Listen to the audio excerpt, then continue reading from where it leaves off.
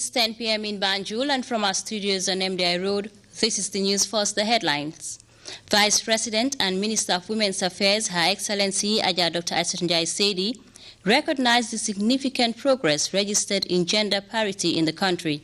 This as she delivered a statement to mark International Women's Day. Eye care experts raise awareness on one of the world's most serious eye diseases, glaucoma, ahead of the week-long commemoration.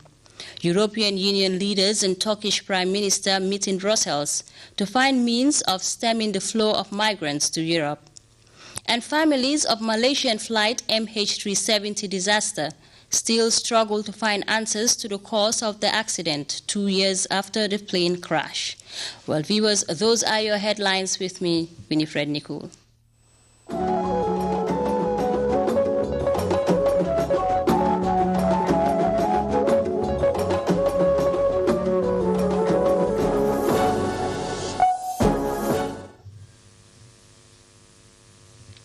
Thanks for joining us once again.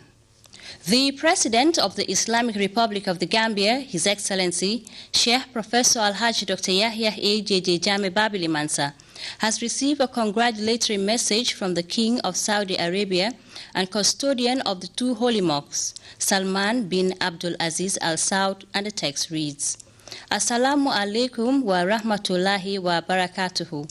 On the occasion of your country's independence anniversary, it is with great pleasure that I write to extend on behalf of the people of the Kingdom of Saudi Arabia, my government, and indeed on my own behalf, warmest congratulations and sincere best wishes of good health and happiness to Your Excellency, as well as lasting peace and continued progress to the brotherly people of the Gambia.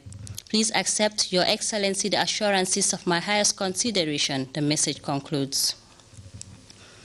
Another message addressed to the Gambian leader comes from the Crown Prince and Vice Chairman of the Council of the Ministers of Interior, Mohammed bin Naif bin Abdul Aziz Al Saud, states, Assalamu alaikum wa rahmatullahi wa barakatuhu. It is a great pleasure that I write to extend to Your Excellency, on the occasion of your country's independence anniversary, my warmest congratulations and best wishes of good health and happiness, as well as lasting peace and continued progress to the brotherly people of the Gambia. Please accept, Your Excellency, the assurances of my highest consideration, it concludes. Still on messages addressed to the head of state, the Deputy Crown Prince, Deputy Vice Chairman of the Council of Ministers of Defense, Mohammed bin Salman bin Abdul Aziz Al Saud, also writes, Assalamu alaikum wa rahmatullahi wa barakatuhu. It is great pleasure that I write to extend to Your Excellency, on the occasion of your country's independence anniversary, my warmest congratulations and best wishes of good health and happiness, as well as lasting peace and continued progress to the brotherly people of the Gambia. Please accept, Your Excellency, the assurances of my highest consideration. It ends.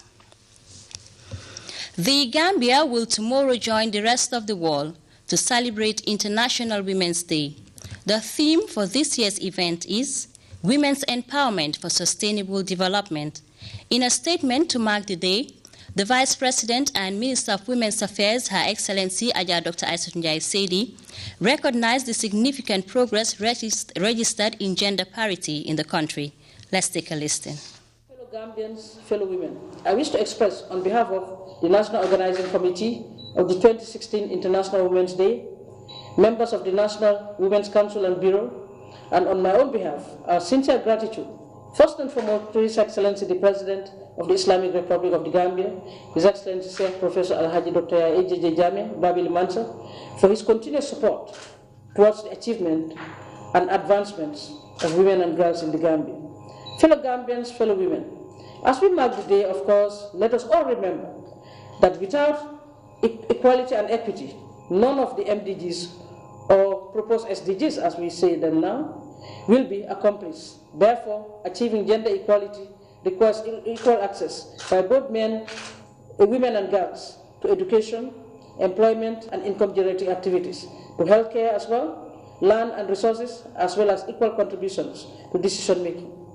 Women have a critical role for sure to play in the attainment of the 17 Sustainable Development Goals that we set ourselves in New York, all of us remember. After the MDGs, we had the SDGs, which are 17 goals and 169 objectives, which include the recognition of girls and women's equality and empowerment, as well as, of course, their general well-being. Fellow Gambians, fellow women, over the years, we would all agree significant progress has been registered in achieving gender equality and equity in the Gambia.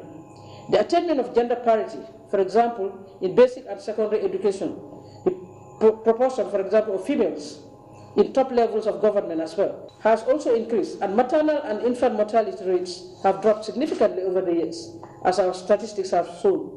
Our deliveries, of course, attended as well by skilled birth attendants, have improved tremendously, thus attaining the target set for the proportion of the population, particularly using improved drinking water. All those are indicators that we set ourselves, but as a result of the development efforts of His Excellency the President, we've seen marked improvements in all these areas. Fellow Gambians, the Vice President and Minister of Women's Affairs, Dr. Aja Aissatunjai Sedi, delivering a statement on International Women's Day. Well, the United Nations Resident Coordinator in the Gambia, Ade Mamongyani Lakoje, also delivered a similar statement ahead of celebrations marking International Women's Day. To ensure that this very real progress is lasting, we have built a new framework that holds the entire UN system accountable. Where once gender equality was seen as a laudable idea, now it is a firm policy. Before, gender sensitivity training was optional. Now it is mandatory for ever greater numbers of UN staff. In the past, only a handful of UN budgets tracked resources for gender equality and women's empowerment. Now, this is standard for nearly 1 in 3 and counting. Confucius taught that to put the world in order, we must begin in our own circle. Armed with proof of the value of women leaders at the United Nations, I have spoken out for women's empowerment everywhere. In speeches at parliaments, university, and street rallies, in private talks with world leaders, in meetings with corporate executives, and in tough conversation with powerful men ruling rigidly patriarchal society, I have insisted on women's equality and urged measures to achieve it. That was the UN country rep there, Ade Mamongyani Lakoje. The executive director of the Women's Bureau, Binta Jame Sidibe, also sat down with GRTS's HN Silva on events marking International Women's Day. The First Lady is the chief patroness of International Women's Day, and she in her own rights has done a lot for women and children in this Gambia by the way that she has formed this Operation Save the Children Foundation.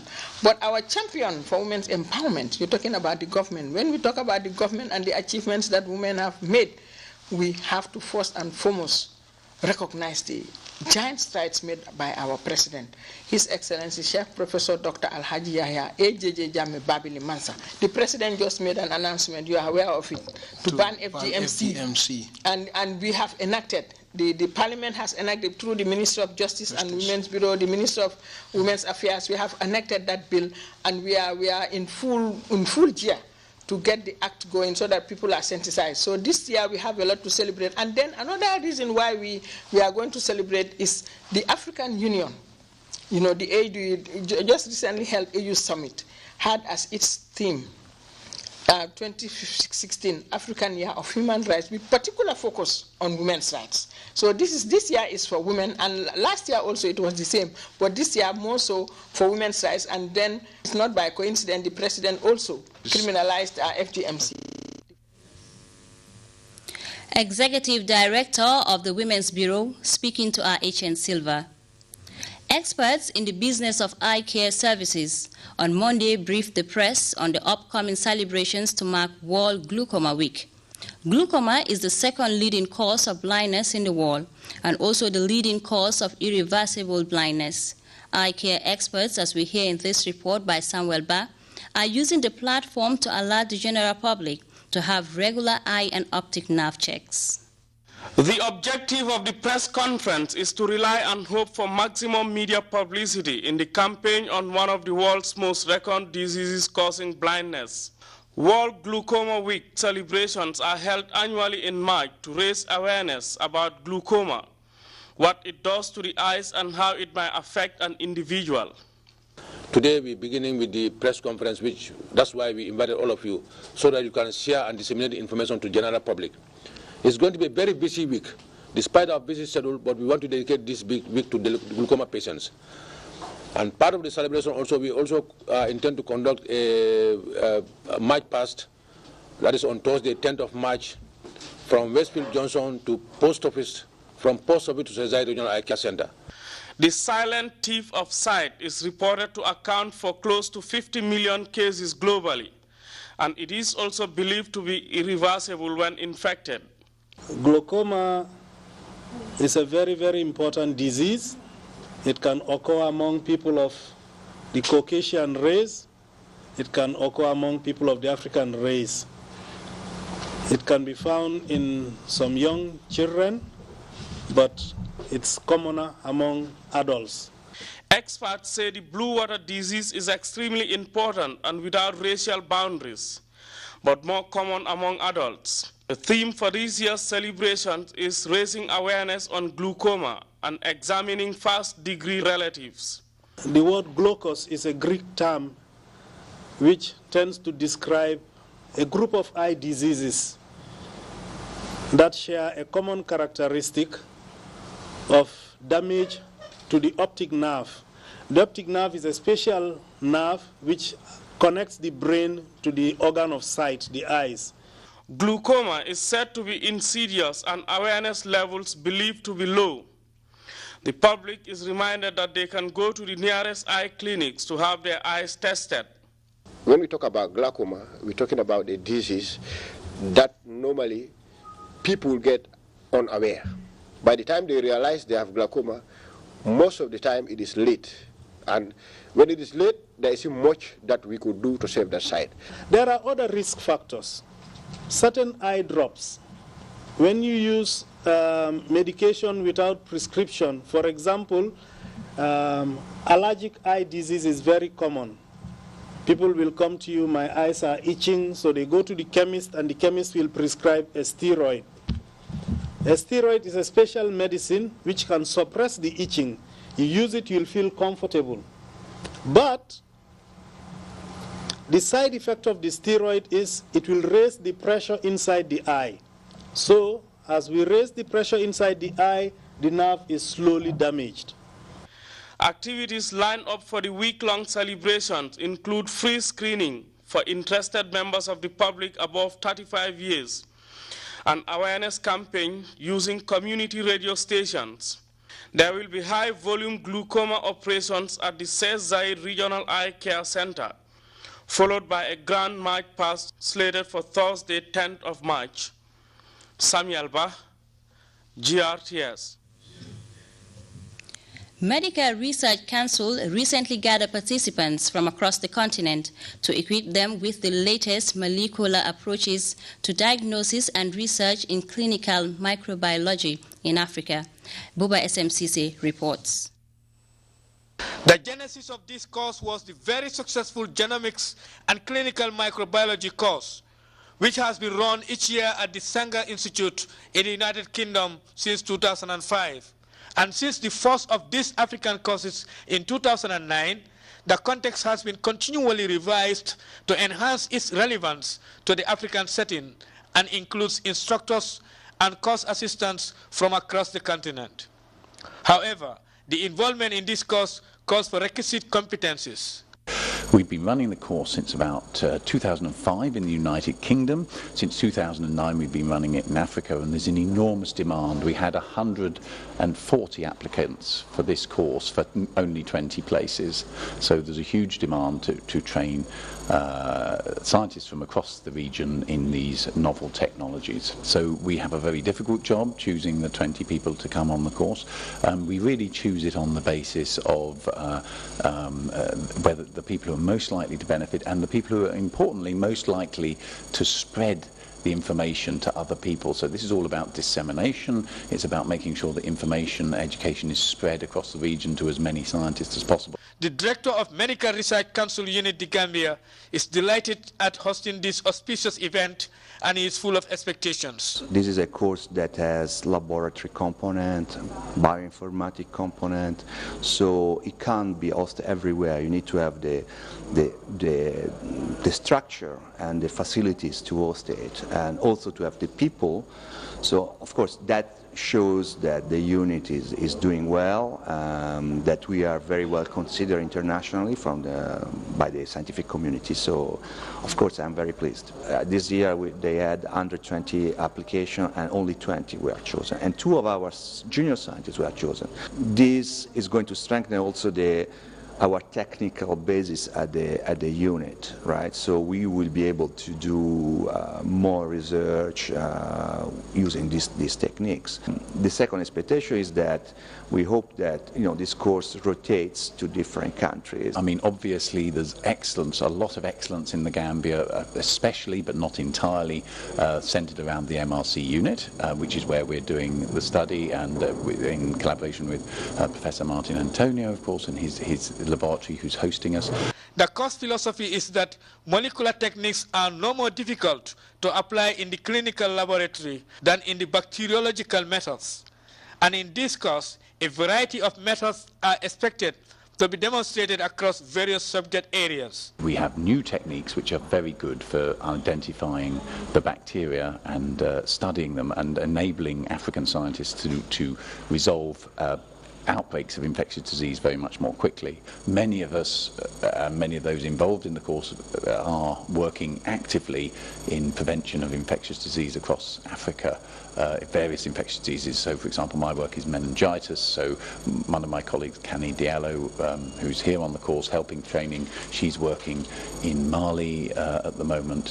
Mark NICOL, who's here from Southern Africa, a large TB program. Sam Karaoke works on enteric organisms. And I said Martin Antonio works on a lot of bacteria, including the pneumococcus and the meningococcus here in the Gambia. The sessions are expected to be interactive. The practical classes and lectures are directed to those who wish to apply those approaches to the improvement of health outcomes for those infected with pathogenic bacteria, especially resource-poor locations.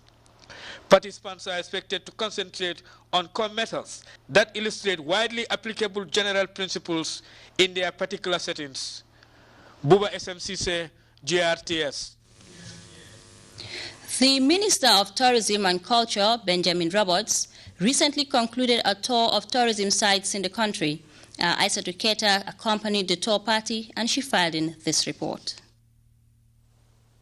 An outreach tour to rural Gambia, exploring hunting camps that serves as home for holiday makers whose choice is curiosity of adventure, hoping to explore the country's diversity.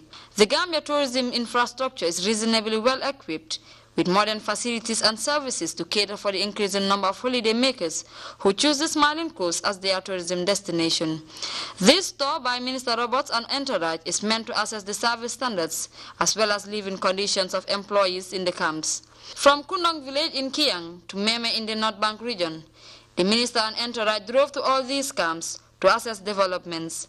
Requirements for operating tourism camps can be demanding, but after assessing the state of operations at the camps, the minister expressed optimism.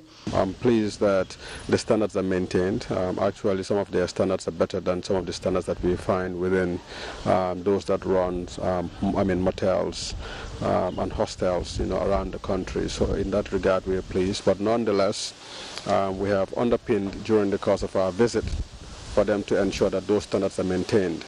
These hunting camps under operation by French nationals opens for a 4-month period, attracting tourist hunters from France. These camps were able to provide employment for both Gambians and Senegalese nationals who are mainly young people.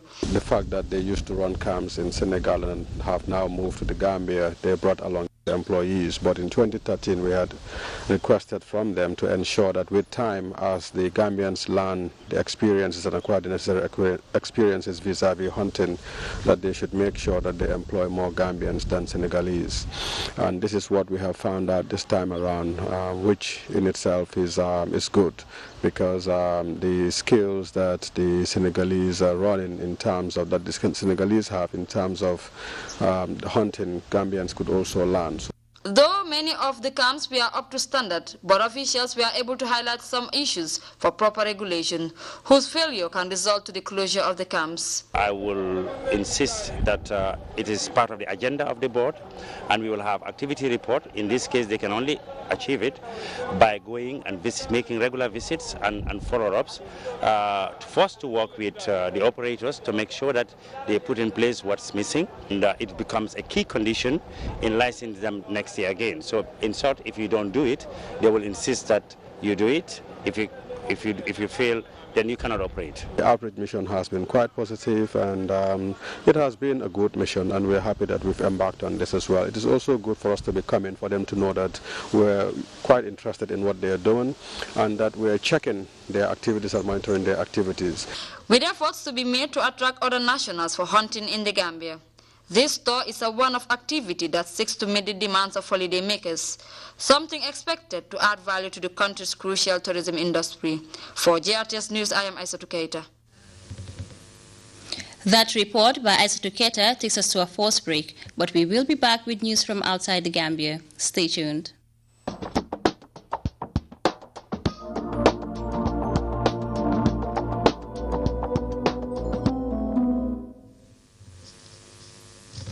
Welcome back. We begin with emergency talks that are underway in Europe. Countries are closing down their borders, but the refugees still keep coming. In northern Greece, thousands of desperate people are stranded in camps, their futures still uncertain. But the country would only allow a few dozen to pass each day, saying it can't handle more. EU and Turkish leaders are meeting in Brussels right now. Their talks, mainly the latest attempt in trying to stop this crisis. CNN's Arwa Damon is at Indomini, a migrant camp at Greece's border with Macedonia, as some families had fled the war in Syria to search for a better life, only to find themselves stuck in miserable conditions with nowhere else to go. For the youngest, this will be among their first memories. Small, comforting gestures as parents try to shelter their children from their fear. Not the fear of the bombs they fled, fear that the better life they risked so much for was just an illusion. Upwards of 10,000 people are stuck along what was a transit point. This is the Greek side of the border with Macedonia, demarcated by a fence where there used to be none.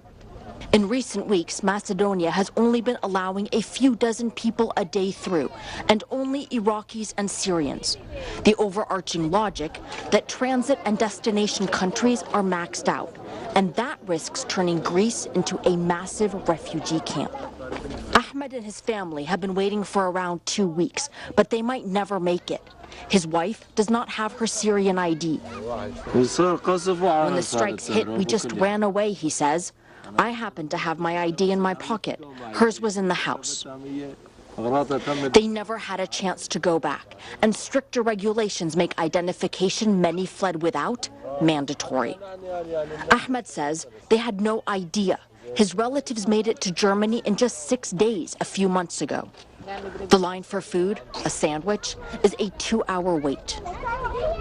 These women, these young mothers from Aleppo, were just telling us that the hardest thing about all of this, and they can put up with just about everything, is the uncertainty of it all, not knowing how long they will have to continue living like this. They are, like the others here, aware that there are high-level meetings that will be taking place between European leaders and Turkey, and it gives them the slightest bit of hope that perhaps this misery will end.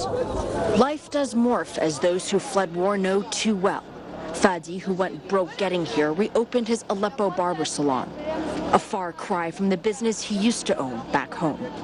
And Hamza, one of 6 siblings, highly entertained by our mic, has big plans for his future, or so we think.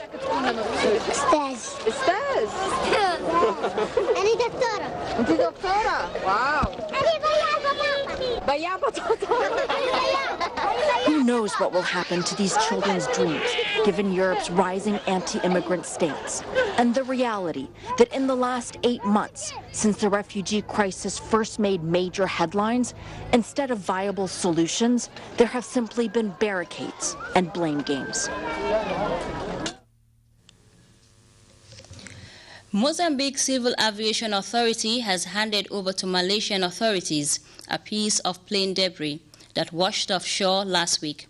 The discovery offers some hopes in finding out what happened to MH370, but with so many false alarms, families and passengers are skeptical as to whether they would provide any answers. Tuesday marks 2 years since the disaster happened. Simon Moshin has the latest on what the families are facing. A day of remembrance as the 2-year anniversary approaches since MH370 went missing. Families have flown from around the world to Kuala Lumpur, where the plane was last seen as it took off. It is important so that at least people remember that MH370 has not come home yet. And we want them to keep on remembering so that at least it helps us remind the government that it's not over. But with the 2-year anniversary comes a 2-year deadline. Under the International Montreal Convention, any court action to claim damages must be taken within 2 years from the date the aircraft should have arrived. There has been no evidence, no information, nothing concrete enough to make a sound decision. Like anything you do is just a gamble at this stage. You only have these very limited options and you're put in a very tight corner with a very tight deadline. And with this deadline comes a twist. In February last year, Parliament passed Act 765, stipulating, amongst other things, that MH370 families have to ask Malaysia Airlines for permission to file a lawsuit against Malaysia Airlines. It's really absurd. I've never heard of it before, when someone saying you have to get permission from them to sue them. Lawyer Arunan Selvaraj is representing some of the MH370 families. He tells me there's another twist. Malaysia Airlines will only give consent if families agree to certain conditions. If they sue MAS, they can't sue anyone else. So you can't sue the government, you can't sue the DCA, you can't sue the immigration, you can't sue Boeing, you can't sue anyone else except MAS. CNN has asked Malaysia Airlines about these conditions and is awaiting a response. There's also concern about the renaming and restructuring of Malaysia Airlines under Act 765, from Malaysia Airlines Systems Berhad to Malaysia Airlines Berhad. Why? They seem to be cherry-picking all the assets and liabilities. The voice of MH370 Group slammed the move as a blatant and despicable act of irresponsibility and cowardice by MAS, openly aided and abetted by the Malaysia government. They are emptying everything out from the old company, and the new company is saying, look, that's the old company, you can't sue us, you can't sue the new company. So eventually when people sue MAS, if they want to go for MAS, there's nothing left in MAS. In a statement, the airline says MAS remains committed to ensuring a fair and equitable compensation. MAS has insurance coverage in place to meet its obligation to pay compensation to next of kin. While Malaysia Airlines says, quote, 166 families have commenced compensation proceedings, many are yet to file. They remain in denial, unable to accept the disappearance or that their loved ones may never return. Simon Morsin, CNN, Kuala Lumpur.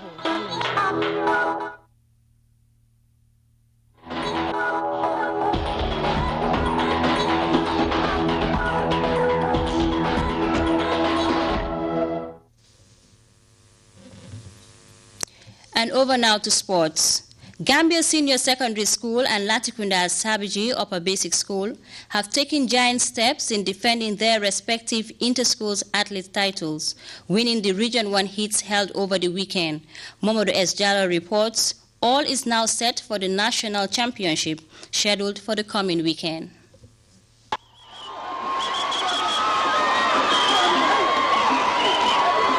The popular inter-schools athletics championship made an exciting return to the Independence Stadium over the weekend for the first time since 2011. The lack of running tracks at the stadium for the past 5 years forced the organizers to move the event to Farafenni, where the championship was held for the past 3 years. The return of one of the country's main sporting events to its traditional home is indeed a joyous feeling for the athletics family, and this was truly manifested by the crowd, the ambience, and the quality and competitiveness of the races. The 4-day heats for Region 1 schools witnessed a stiff competition from 33 schools, including both junior and senior secondary schools battling for places in the national championship, scheduled for the weekend of 11th, 12th, and 13th of March. The heat serves as the qualifiers, which determines the number of events a school will compete in during the national championship. The more qualifiers a school has, the more there are chances to do well in the national championship. Latrikunda Savage Upper Basic School and Gambia Senior Secondary School remain the front runners and in pole position to retain their respective titles by dominating the heats.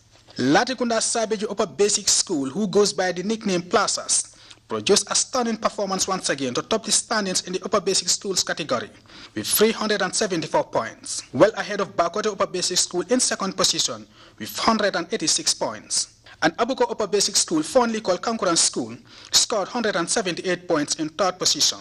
So Latrikunda Savage Upper Basic School heads into next weekend's championship as clear favorites to defend their title and make it 4 consecutive wins. Gambia Senior Secondary School, defending champions in the Senior Secondary School category, fend off stiff competition from Muslim Senior Secondary School to maintain top spot with 381 points and remain favorites to retain their title as well.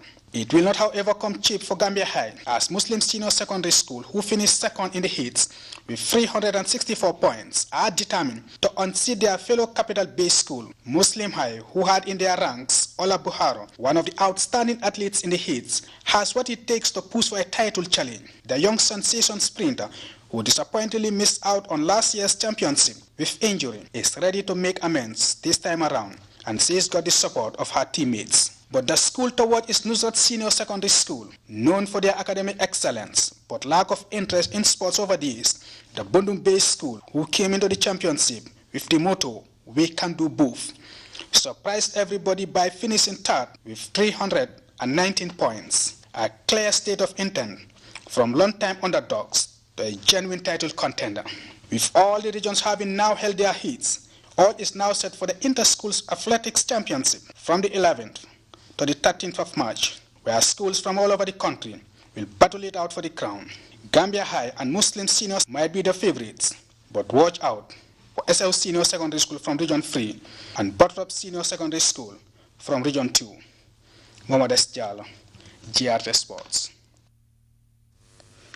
And before we take leave of you, a recap of the day's main stories. The Vice President and Minister of Women's Affairs, Her Excellency Ajah Dr. Atunjai Saidi, has recognized the significant progress registered in gender parity in the country. This as she delivered a statement to mark International Women's Day. Eye care experts are raising awareness on one of the world's most serious eye diseases, glaucoma, ahead of the week-long commemoration. European Union leaders and Turkish Prime Minister are meeting in Brussels to find new means of stemming the flow of migrants to Europe. And families of Malaysian flight MH370 disaster are still struggling to find answers to the cause of the accident 2 years after the plane crash. Well, viewers, that was all in this edition of the News at 10. From me, WINIFRED, NICOL, and the entire news team, thanks for the pleasure of your company. Do stay with us and enjoy the rest of our programs.